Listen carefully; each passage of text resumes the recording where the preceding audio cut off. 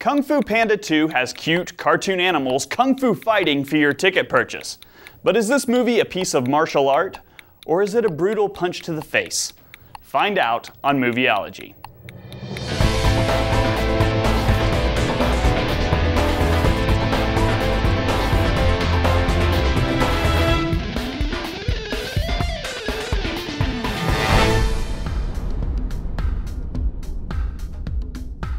In Kung Fu Panda 2, chubby martial artist Po is now living his dream as the Dragon Warrior, protecting the Valley of Peace alongside his friends and fellow Kung Fu masters, the Furious Five.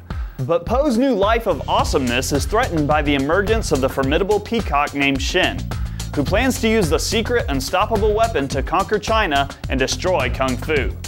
Po must look to his past and uncover the secrets of his mysterious origins. Only then will he find inner peace and be able to unlock the strength he needs to succeed. Kung Fu Panda 2 stars the voice talents of Jack Black, Angelina Jolie, Dustin Hoffman, Gary Oldman, Jackie Chan, and many others. It was directed by Jennifer Nelson. Welcome to Movieology, your ticket to engaging the spectacular world of film from the bedrock of biblical truth. I'm Stewart Adams. Don't forget to visit Movieology on our website, our YouTube channel, our Facebook page, and our Twitter. Email us at info@movieology.tv, and be sure to sign up for Movieology's free newsletter on the website. For those of you who were in attendance at last week's National Prophecy Conference, thank you all for your kind words of encouragement and resounding support for the show. We can't do this without you. So now, let's get on with the review.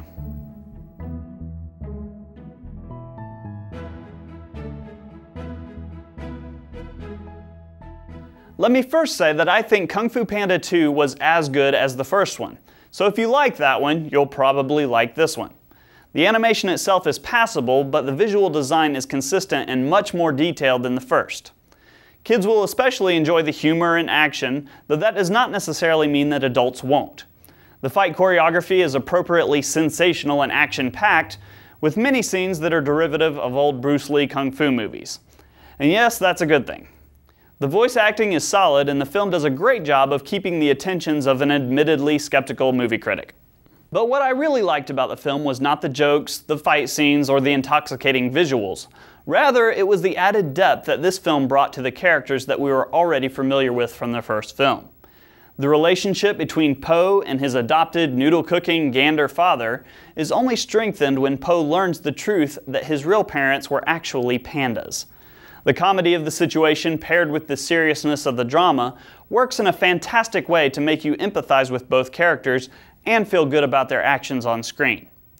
This aspect of the film reminded me of our adoption as sons by God as referenced in Ephesians 1, and does tug at the heartstrings a bit.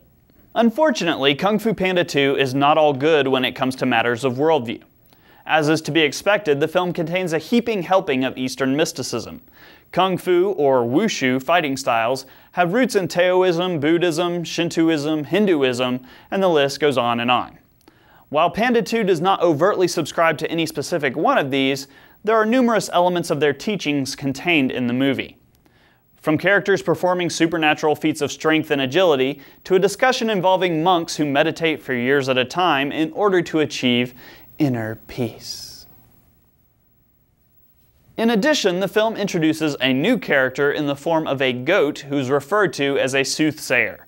She is the moral advisor of the film and is constantly pointing out what the villain is doing wrong and guides Po in his quest for good.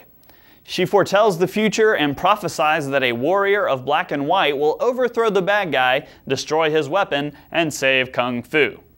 Meanwhile, while Po is trying to find himself, he has these trippy spiritual experiences or visions that we later learn to be repressed memories of his dead parents. Speaking of destroying the weapon, there is a not-so-subtle political statement here, as the weapon is merely a cannon that utilizes the Chinese discovery of gunpowder to its full potential. The film portrays this gun as the ultimate source of evil that must be destroyed at any cost to prevent Kung Fu from being one-upped and all of China from being destroyed. The evil peacock himself is given more mercy than this when Po offers him a way out, but therein we find another issue of worldview. Po, extending his hand, states the past doesn't matter. The only thing that matters is what you choose to be now. I suppose there could be some truth in this if referring to Christ and his work of salvation in the hearts of sinners, but the fact that it's who we choose to be makes this a very humanistic statement. The George Santayana quote also comes to mind as, "Those who cannot remember the past are condemned to repeat it."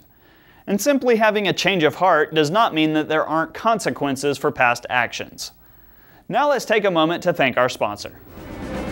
American Vision is dedicated to restoring America's biblical foundation.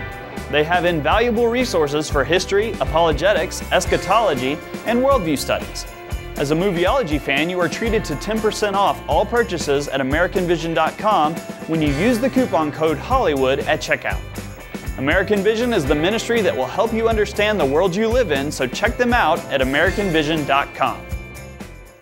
Kung Fu Panda 2 is a fun and entertaining movie that does some things right in regard to its message. However, it is also riddled with false religion, distorted worldviews, and moral ambiguity. I think this movie serves as an object lesson and a great opportunity to teach our children to recognize false doctrines. Sometimes movies with the worst worldviews can be the most helpful in equipping us to observe film and filter out all vain philosophies and only accept truth. I give Kung Fu Panda 2 3 stars for its stunning choreography, hilarious humor, and heartfelt portrayal of adoption. The film is a bit contrived and the climax is very predictable, but it does offer potential for teaching our kids and ourselves to know that something is false, as well as to know why it is false. If you have any questions or comments regarding this film, please email us at info@movieology.tv, or you can message us on YouTube, Facebook, or Twitter. Until next time, I'm Stewart Adams. Thanks for watching. I'm an admittedly skeptical critic. An admittedly critical movie skeptic. I should totally have used this wire as a Kung Fu ninja weapon. Contrived and blah blah blah blah blah blah blah. Sorry, I just was on a roll, you know. Unless you know how to say "yeah" with a Chinese pronunciation. Thank you for your attention.